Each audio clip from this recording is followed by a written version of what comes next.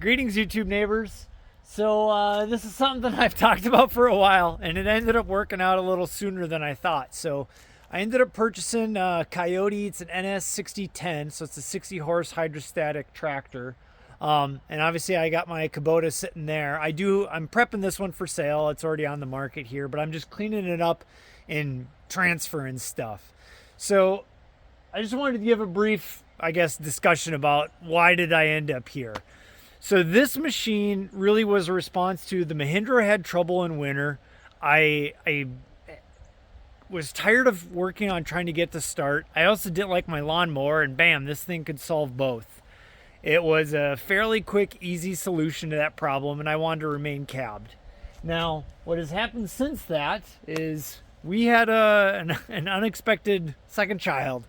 And so my oldest didn't really care to ride with the tractor in me, so it wasn't really a problem, but she really does. And I didn't want to spend hours mowing the lawn, and I've been watching robotic lawnmowers now for a while, and I'm fairly confident this spring I'll be able to get it done. So then I only needed a real tractor, one for snow removal, doing trails, deer plots, other projects.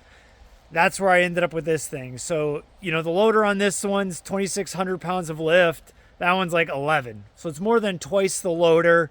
The wheels are probably some of the biggest size difference is actually the wheels. It's a little hard to see here. And it's funny, overall cab height, this one's not much taller. I'd say about 6 to 9 inches taller. So I have the third function on here, but I don't have the third function bucket. And they make it so you have to sell the loader with the bucket. And so I actually have the bucket for sale, and I want to sell it as brand new. So I just popped my stump bucket on there, and that's what I've been using it for. But hopefully a couple more weeks, and I'll have my combo bucket for this thing. So I wanted to just give a brief overview. The immediate for user information, the latch is down here. You actually lift up on it, and it has this nice hydraulic on it. Bam, one-handed with the camera. Very easy to use. You can see your air filter and battery are right up front, both with these two nice screens that pop out on the other side. Really, I think a lot better setup than what the Kubotas had for me. Because I was looking at the Kubota L60. Oh boy. I can't remember. L60 something. Basically Grand L with a cab, same horse engine, but different, pretty drastically different PTO setup in the back. Kubota has way more PTO horsepower coming out of the back. They say that's better engine utilization. I don't know that. I'm probably not smart enough to tell you the answer on that. I just like that this was a heavier tractor. Price point was well over 15 grand different. And then I could get the tires I wanted on this thing. Just had more options that I was looking for on that side. So here was the big, the Luke modification I made. So I found a seat that was meant for a John Deere that had a small base that I figured I could bolt on a buddy seat. So again, I don't know if I can do this one-handed. I'll try it. All right. And this is the full buddy seat. Hard mounted, meant for an adult with seat belt and all. So I drilled the holes, measured it, got to fit perfectly, and then I definitely added some foam to this bar because the kids will sit on that seat, and you don't want them bumping into that steel bar. So I foamed it, and it fits in there perfectly. So that was one of the biggest reasons. I like the size of the Kioti cab. I did, again, doing measurements from the Kubota to this, it's really hard, but I do think this one just has a little bit more square footage in the cab.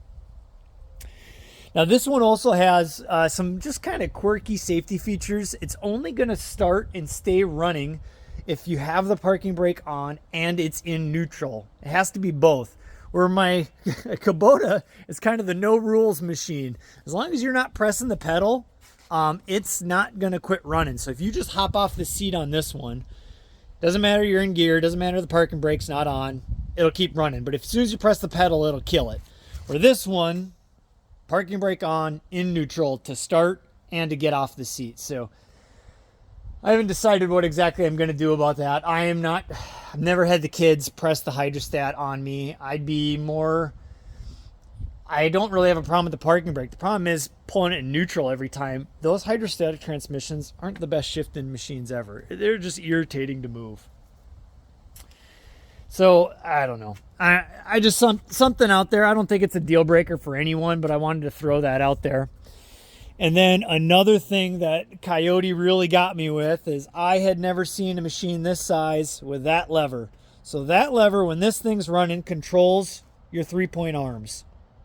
So that way when you're hooking up to an implement, you can have this thing running and then move it up, move it down, move it wherever you want. Now, right now I have it sitting all the way down, but that is a world of difference. Especially the heavier implements you get, that makes a bigger difference because you can't jostle them around anymore. Why other manufacturers aren't put on there? I don't know. What are these 2 buttons for on the back? I don't know. The dealer didn't know either. Like I thought it might be a creep function back here to just creep it forward or backward, but they don't make that for this thing. So I can't tell you that. Added my chain bucket. I plan to go through upgrades anybody should look at when they're doing a tractor. I'm going to keep the walk around here. And that's partly why I got this quick hitch from GoodWorks Tractors, because I knew I was going to buy another tractor, and I actually didn't want to sell that with the old machine, buy the new one, keep the new one on my new machine. And the one caution point, it's a straight Cat 2 back end on this thing. Back up a little so you see better.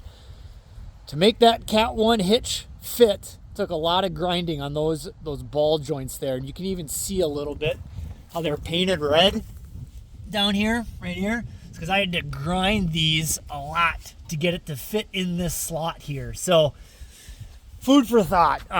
Again, not a deal breaker. Took about 2 hours of grinding to make it fit. And the first one obviously took longer than the second one, because in the second one I actually knew what I was doing. So just something you should be aware of. Doesn't straight fit, but now it fits just fine. I've been using it to move things around. Works great. Another interesting thing is the Kubotas don't have this subframe bar. So this subframe bar, I'm trying to point to it, right there.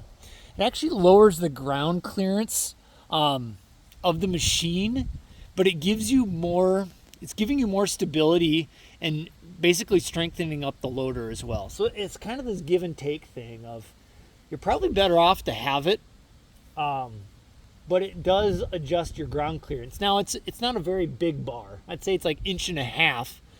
And so you can still sneak stumps underneath you and not have an issue, but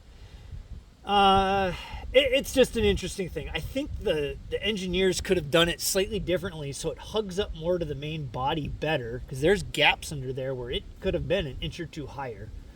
But that's how they decide to make it. And then another funny thing you'll see here too is the hydraulic lines.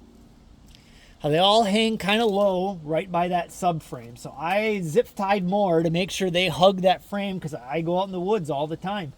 And it is not fun to catch a hydraulic line with a stick and all of a sudden spew out hydraulic fluid, because I think it's the worst fluid to work with of any of them. It's really bad.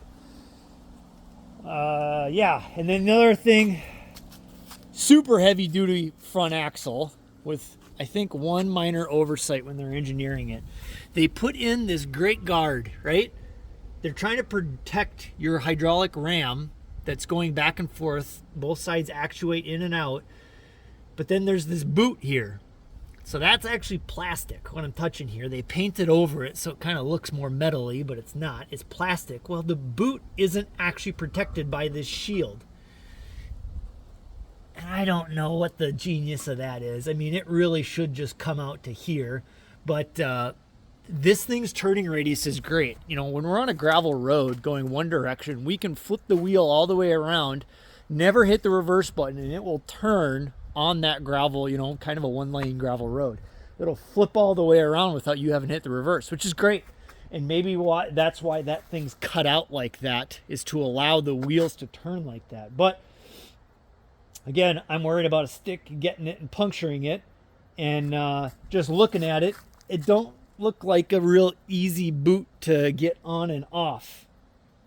So if you end up puncturing it and you need to go fix it, not 100% sure how you're going to go about doing that. So I might look at just doing a little bit of welding get a piece of metal below it and a little bit in front of it. I don't think anything needs to be above it. And then that should do the protection there on that little boot. And obviously that's on both sides. So same issue, both sides. And then another great feature is, it's kind of funny how this gas tank is mounted. So it's got this metal here underneath, which is okay. I do wish they would have put a plate here. It wouldn't have cost them much to do it. But it does work out pretty nicely. I don't know why they didn't just make this up here and just add some more space for this thing, because it's a little goofy because you have this air gap. When you're pumping in fuel, you're going to hit this bubble, and fuel's not actually going to get up here. Unless there's some breather in there that I don't see, but I don't see nothing. And then the fuel tank kind of goes a long ways back. What is that? There is a bolt that got cut sitting there. But yeah, that's working great. And then one other thing, and this kind of applies to all tractors, I actually had the water sensor go off on this thing. So that's in the fuel filter. There's a water separator in there with a little bit of a viewing dish. So this is the pump to prime it. And here's the filter, and there's a viewing dish. And it's not showing up very good on the camera right now, but I can see there's some kind of goofiness going on in there.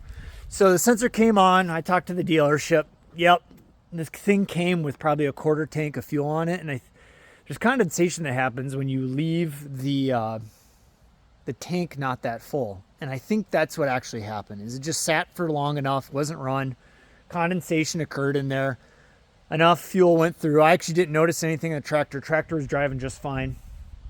Looked up on a DK series, a guy cleaning out hit same issue. It's like, oh, that looks pretty easy. I finished it in probably 15 minutes. Worked fine ever since. I primed that thing 20 times, decided that was enough, fired up instantly. So I wouldn't say that's the tractor's fault. It's more to do with the dealership. Hey, if you're doing a dealership, why not just put a full tank of fuel in there? Your customer appreciates it, and you're less likely to get water in the system. I don't know, but nobody sells any vehicle with a full tank of fuel, it seems like, even though there's a real benefit to it. So the good news is I would not call myself a great mechanic. It worked out just fine. So yeah, so far I've been really happy. The kids have been enjoying it. I'm actually working on doing a double stack buddy seat. So the 8-year-old can sit here and the 1-year-old can sit back there in the buddy seat I made for that thing. But I'm still working on that. Funny thing is, now in here I have so much space that seat kind of jostles, and I got to resolve that. But yeah, so that's what I'm working on now. I'm going to hopefully be doing a lot of updates. I'm really excited about this. I have a giant box blade for the back. I'm going to do the snow with this thing, and I'm going to make snow trails with a cultipacker. So if you have any questions, comments, thoughts about it, anything else you want to see on this machine before hopefully it heads out the door, just let me know. Until next time.